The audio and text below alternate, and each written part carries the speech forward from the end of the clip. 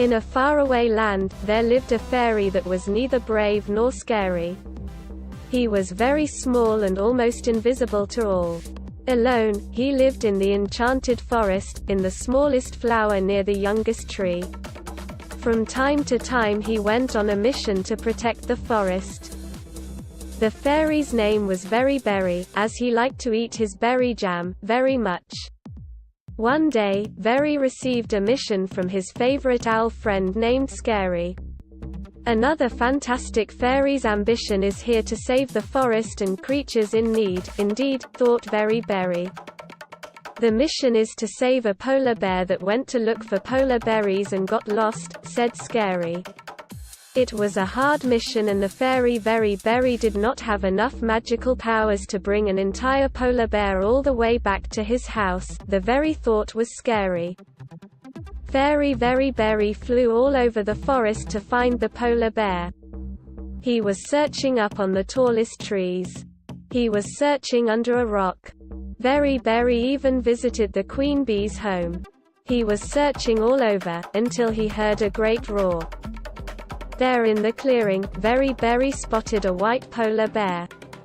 The white polar bear was roaring and running from tree to tree. "Roar," he was saying, while swaying the trees.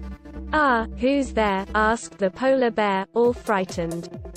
"I am very small, you probably can't see me, but I am here and I am a magical fairy named Very Berry. I am here to help you." The polar bear stopped crying and he looked around to find the little fairy.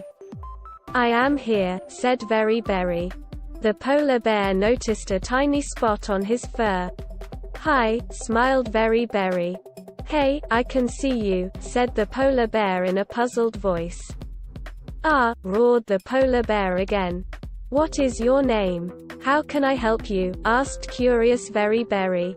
Very Berry really wanted to help the polar bear. At the same time, Very never saw a polar bear before. The polar bear was all furry and white and he looked like a toy.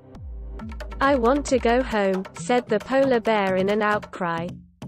And added, "My name is a wet falling snowflake against the frozen ice, but my friends call me Warm Snow." Very Berry looked at the polar bear and said, "I will call you Warm Snow."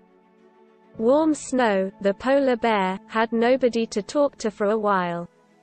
Very seemed to be a good listener and Warm Snow began telling the story of how he got lost.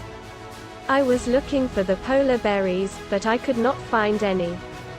Soon I ended up near the green trees and the brown grounds. I looked, and looked and looked some more and found some berries. They were not polar berries, they were just plain berries. That is when I realized that I got lost." Warm Snow continued, "It is incredible back home.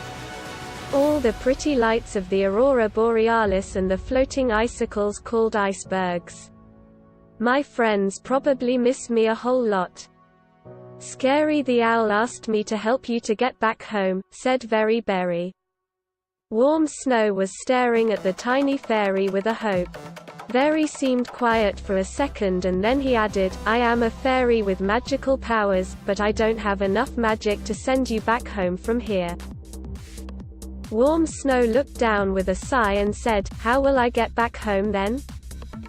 For the rest of the story, please ask your parent or guardian to visit sparrow-publishing.ca. Thank you for listening to A Very Berry Fairy Adventure by Sparrow.